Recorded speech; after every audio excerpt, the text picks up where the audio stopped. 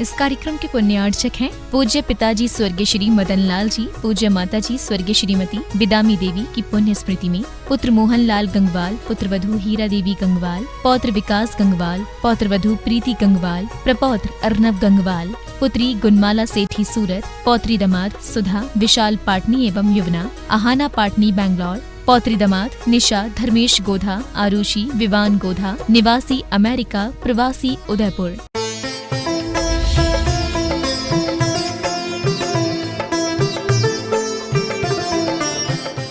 अजमेर की ओर चल पड़े अकेले महावीर। सारे जैन समाज में था उत्साह। बाहर में दीक्षा का आकर्षक मंडप था और भीतर से चौ आराधन का मंडप सज रहा था। चौ आराधन को ग्रहण करने का अवसर आ गया था। बाहर जगह जगह तोरण द्वार बंधे थे। अंतर में पाप के आश्रव द्वार बंद हो रहे थे। बाहर में तन का श्रृंगार हो रहा था, भीतर में चेतन का श्रृंगार। बाहर में तो उत्साहित थे कुछ देश के लोग ही, पर भीतर में आत्मा के असंख्य प्रदेश उत्साहित हैं। 2 दिन पहले ले जाकर लोगों ने घर घर पर आरती उतारी, मंगल कामनाओं से झोली भर दी। इन दिनों अजमेर की हर गली मोहल्ले में चर्चित दीक्षा विद्याधर की जन समूह के बीच भीड़ से घिरे हाथी पर निश्चल बैठे ऐसा लगता मानो सिद्धालय की ओर जाना चाहते हो। अनेकों वीथिका व राजपथ से होती हुई बिनौली में उमड़ पड़ा जन समुदाय। सोच रहे कुछ लोग, आखिर तन को सजाकर यह जुलूस क्यों? आखिर तन को सजाकर यह जुलूस क्यों? इसीलिए कि यदि भौतिक आकर्षण तो समय है अभी भी, इसलिए सजाते हैं। अगर और तुम्हें जीवन भर तक ऐसा श्रृंगार करना है तो अभी भी वक्त है, दीक्षा मत लो। दीक्षा कोई बंधन नहीं है, पहचान लेता है इससे समाज भी समूचा। आखिर कौन यह दीक्षार्थी है, इसे पता चल जाता है कि कौन दीक्षार्थी है। हुआ भी ऐसा ही, एक परदेशी ने पूछ लिया, शहनाइयों की ये ध्वनि कैसी? एक परदेशी आया और उसने पूछा, कौन था परदेशी भी आपको पता चल जाएगा। उसने पूछा कि शहनाइयों की ध्वनि कैसी है? तो कहा, विद्याधर जी की मुनि दीक्षा की। अच्छा, भीड़ पार करके आकर के देखा भ्राता महावीर ने। जिसने पूछा था वो कौन थे? महावीर भाई थे। आभूषणों से सज्जित इंद्र से देख विद्याधर को हुए केलित से। मैं तो सोच रहा था कि लौटा करके लाऊंगा, विद्या कह करके पुकारूंगा, और इनका तो क्या ये बिनौली वगैरह क्या हो रहा है। सोच कर आए थे बहुत कुछ, लेकिन देख यहाँ का माहौल, भूल बैठे अपनी ही सुध-बुध।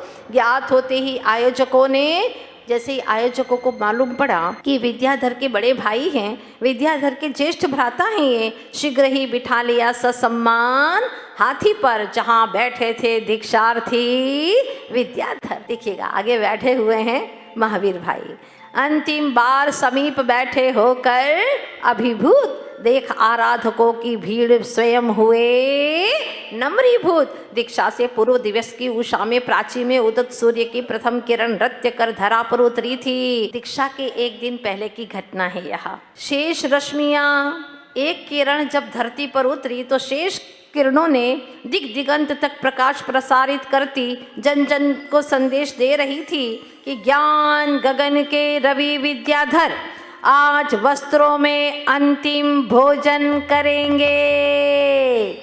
क्या घोषणा कर रही है सूर्य की किरणें कि आज विद्याधर जी जो ज्ञान गगन के रवि हैं, सूर्य हैं, ज्ञान गगन के, ज्ञान सागर जी महाराज के, हाँ, रवि कौन है? विद्याधर जी। वो आज वस्त्रों में अंतिम भोजन करेंगे। फिर तो शिव यात्री, पदयात्री, कर पात्री, निर्ग्रंथ मुनि हो आहार करेंगे। मंदिर के बाहर सिंहपुर के निकट श्याम पट्ट पर लिख दिया, समाचार पत्रों में छप गया, ब्रह्मचारी विद्याधर की होगी दीक्षा। सुनते ही समाचार जमाने की जनता का जमघट एकत्रित होने लगा। कर्मचारी हो या अधिकारी, नौकरी वाला हो या व्यापारी, नर हो या नारी, प्रौढ़ हो या बूढ़ा, बालक हो या युवा, सबका मन लालाई थे दीक्षार्थी को देखने, उनके दो वचन सुनने और दीक्षार्थी का मन आह्लादी थे, प्रतीक्षित थे वह पल पाने स्वानुभूति की झील में। वह क्षण कब आएगा कि मैं दीक्षा को ग्रहण करूंगा। तभी अपनी सुध में खोए, स्वयं को ज्ञान सुधा में भिगोए। गुरु समीप बैठे विद्याधर से पूछा, दूर से आए एक विद्वान सेठ ने। अब देखो विद्वान सेठ उनकी कैसे परीक्षा करता है। विद्याधर से पूछते हैं, नाम क्या है तुम्हारा? कहिए ब्रह्मचारी जी, नाम क्या है तुम्हारा? इशारा पा गुरु का बोले, क्या बोले? आत्मा। क्या नाम है? आत्मा। लक्ष्य निराकार हो जाना। अहमदाबाद वासियों, आपसे कोई पूछे लक्ष्य क्या है तुम्हारा? सबसे बड़ा धनाढ्य व्यक्ति बनना। लेकिन विद्याधर जी ने क्या कहा? क्या है लक्ष्य? निराकार हो जाना। प्रिय भोजन फाफड़ा, जलेबी, जलेबी यानी फाफड़ा, ये हम आपका प्रिय भोजन है। लेकिन विद्याधर जी ने ऐसा कुछ नहीं कहा। आपका प्रिय भोजन क्या है? ज्ञानामृत, ज्ञान का अमृत, बस और कुछ नहीं। प्रिय स्थान सिद्धालय। सबसे अच्छा प्रिय स्थान क्या है? चौपाटी पर घूमने जाना? बोलो नहीं, कुछ नहीं। हर रविवार को फलानी होटल में जाना? नहीं। सिद्धालय। खास मित्र कौन है तुम्हारा? गुरु और जिन वचन। वाह, ये तो आप जरूर जो जानकारी है ना अपनी जानकारी बना लीजिएगा। खास मित्र कौन है? गुरु और जिन वचन, जिनके पास बार बार मिलने को मन करता है। पसंद क्या है तुम्हारी? निज आत्मा की चर्चा। वाह, निज आत्मा की चर्चा। अपने आत्मा की गहरी गहरी चर्चाओं में कोई डुबो दे। ना पसंद क्या? संसार वर्धक चर्चा, वो अच्छी नहीं लगती। पसंद का गीत क्या है? जो आत्मा की धुन लगा दे। वाह, जो आत्मा की धुन लगा दे, ऐसा गीत सुनना चाहता। ज्ञाताने की है रुचि, ज्ञाने की मैंने धुन लगाई आत्म राम की। ज्ञाताने की है रुचि, ज्ञान की मैंने धुन लगाई आत्म राम की। आत्म राम, बस और कुछ नहीं।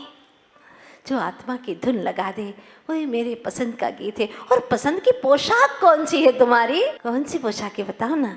महिलाएं बोल रही हैं, हमारे तो गरबा होता है ना, तो वही पहनते हैं। हम तो बोलना भी उचित नहीं समझते, वही अच्छा लगता है।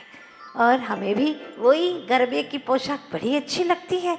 लेकिन विद्याधर जी कहते हैं दिगंबर वेश, वो ही मेरे पसंद की है पोशाक। वाह, जो गुरु की कृपा से पालूंगा कल की पावन वेला में। सुन प्रश्नों का उत्तर सेठ व अन्य श्रोतागण संतुष्ट हो गए। प्रसन्न भी अनुभूत हुआ कि कानों में कुंडल पहनने पर भी सुख नहीं मिला इतना कभी जितना परिचय सुनकर मिला। सेठों को, जो सेठ लोग कानों में कुंडल पहनते थे, वो कुंडल पहन करके भी इतना सुख नहीं मिला जितना कि ये वार्ता कान से सुनने पर। आपको कैसी लगी ये बातें? बहुत अच्छी है, अपनी वार्ता बना लीजिएगा। गुरु की प्रसन्नता का तो कहना ही क्या। लगा उन्हें अनेक तारों के मध्य है मानो एक चंद्रमा, या है एक परम प्रतापी सूरज सा। मुनि की भांति खड़े होकर कर पात्री लेकर आहार ब्रह्मचारी अब ग्रहण कर रहे। उपवास गुरु दे रहे सहर्ष आशीर्वाद। गुरु के पास में अब आ गए। अंतिम आहार कर लिया, थाली के अंदर नहीं, काय में किया। अंतिम में आहार जो करते हैं वस्त्र में तो किया। देखिए, आप देख रहे हैं ये उसी समय की पोज है जो अजमेर में अंतिम आहार किया था। खड़े खड़े वस्त्र पहने हुए हैं। हाँ, ये अंतिम में एक प्रैक्टिस करवाते हैं और ये आप देख रहे हैं, पर हाथ में आहार ले रहे हैं। सामायिक उपरांत विधान कर दिन ढल गया। झट अपनी किरणों को समेट सूर्य अस्ताचल की ओर चल दिया। ज्ञात हो गया है उसे धरा पर एक रवि उदित होने जा रहा है, लेकर वीतराग छवि। जो जो रात गहराती जा रही, चिंतन की गहराई बढ़ती जा रही। बाहर में तमस घना गिर आया है। बाहर में तमस घना घिर आया है, अंतर में मुक्ति यात्रा के अभियान में आत्मोल्लास का प्रकाश। कितनी खुशियाँ होगी कि कल मैं दिगंबरी दीक्षा धारण कर लूँगा। अनवरत जग रहे नयन सोना नहीं चाहते, पाकर गुरु की शरण अब और किसी के होना नहीं चाहते। एक बार गुरु का हो गया तो हो गया, अब किसी का होना नहीं चाहते। महाव्रत अंगीकार कर भव बीज को अब बोना नहीं चाहते।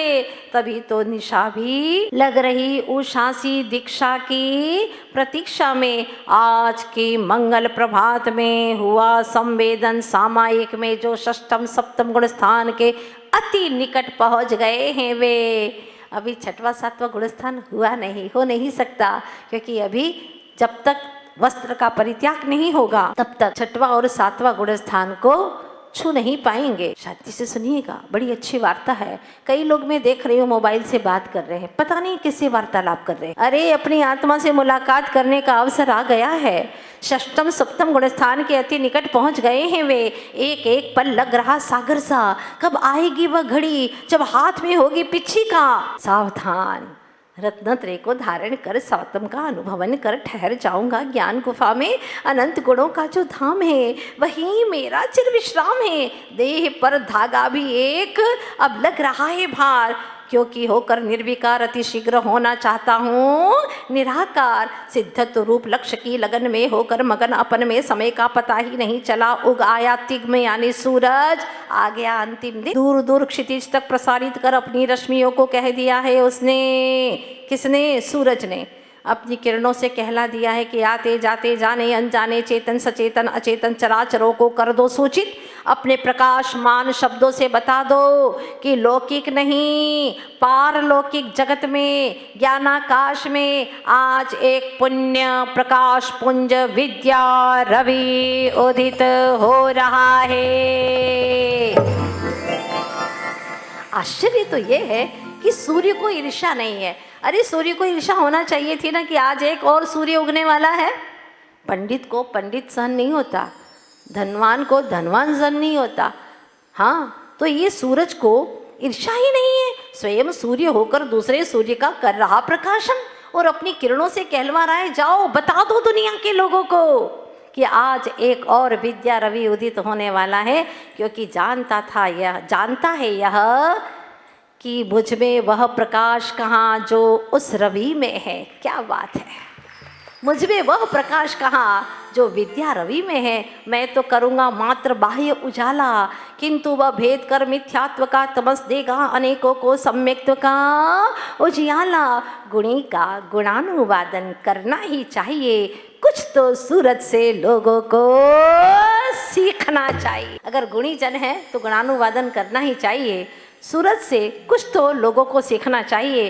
दूसरी बात यह है कि मैं किसी से ईर्ष्या क्यों करूं? यदि गुणी जन है तो गुणों का बखान करो, यदि गुणी है तो उसका गुणों का बखान करो, और है यदि दोषी तो उसके प्रति हीन भाव न करो। निश्चय से कर्म निरपेक्ष है प्रत्येक आत्मा। आत्मा का स्वभाव तो निर्दोषी है, स्वभाव से ही निर्दोषी, अनंत गुणकोशी। इस भांति सूर्य कार्य करके अपना चल पड़ा अपनी यात्रा की। और यहाँ विद्याधर प्रातः गुरु के चरण स्पर्श कर लग गए अपने नियमित कार्य में। करके प्रभु की पूजन द्रव्य से आज अंतिम बार पूजन कर रहे हैं, क्योंकि फिर तो दीक्षा हो जाएगी। अब द्रव्य से पूजन नहीं कर पाएंगे तो कैसे करते हैं देखिएगा। किया निवेदन प्रभु से, हे वीतरागी जिनेंद्र, कल से अनवरत कर सकूं भाव पूजन, ऐसे भावों का द्रव्य विशेष मुझे देना। कल से भाव पूजन करूँगा। कैसे?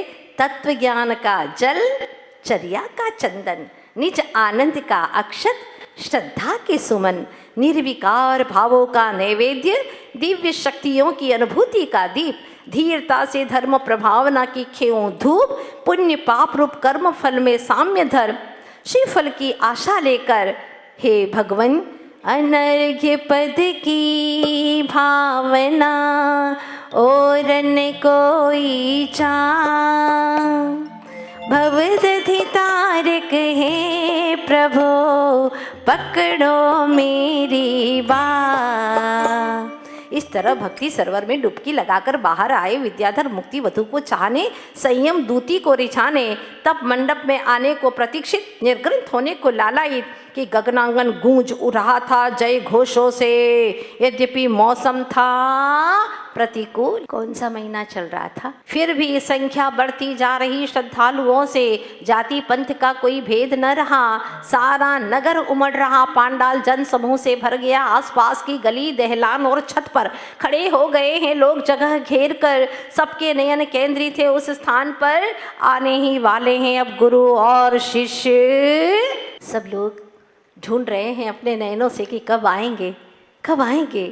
प्रांगण नसिया का लग रहा मनोरम, मानो वीर का समावशरण। आ रहे हैं राजसी पोशाक में, अनेकों गुरु भक्त हैं साथ में। देखते ही बिनौली खुली रह गई आंखें, सोचते रहे भ्राता महावीर अष्टगे।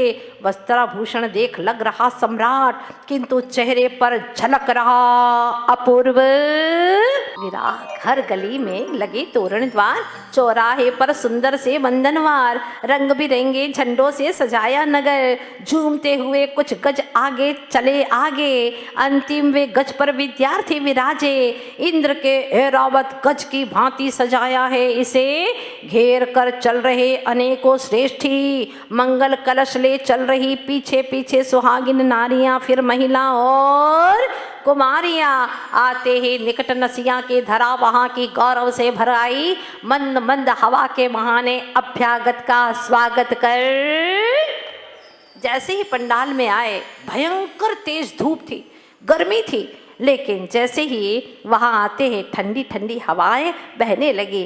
भ्राता के नयन देख रहे अनिमेष, यह सच है या सपना है एक। इतने में ही ध्वनि विस्तारक यंत्र से, ध्वनि विस्तारक यंत्र जानते हैं ना आप लोग, हाँ, माइक से।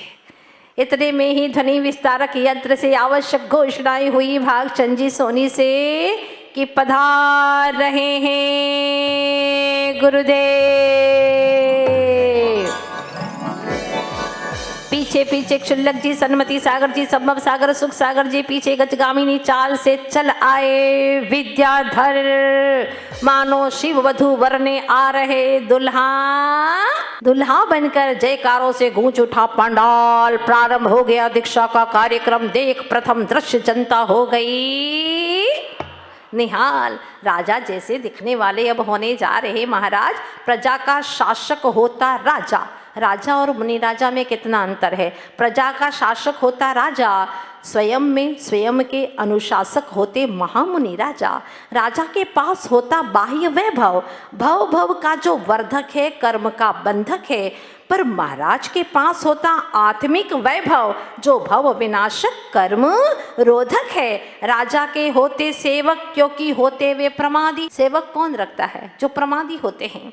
किंतु महाराज होते निष्प्रमादी, सेवक की आवश्यकता नहीं उन्हें। शत्रु होने से राजा रखता सेना, स्वार्थवश रणांगण में अनेकों को मार शस्त्र से दुर्ग में छिप जाता है स्वयं के प्राण बचाने।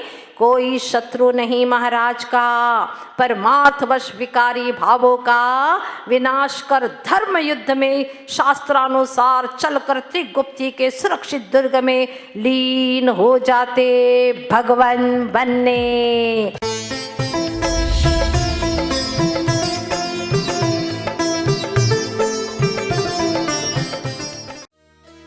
इस कार्यक्रम के पुण्यार्चक थे पूज्य पिताजी स्वर्गीय श्री मदन लाल जी, पूज्य माताजी स्वर्गीय श्रीमती बिदामी देवी की पुण्य स्मृति में पुत्र मोहन लाल गंगवाल, पुत्र वधू हीरा देवी गंगवाल, पौत्र विकास गंगवाल, पौत्र वधू प्रीति गंगवाल, प्रपौत्र अर्नव गंगवाल, पुत्री गुणमाला सेठी सूरत, पौत्री दामाद सुधा विशाल पाटनी एवं युवना आहाना पाटनी बैंगलोर, पौत्री दामाद निशा धर्मेश गोधा, आरुषि विवान गोधा, निवासी अमेरिका, प्रवासी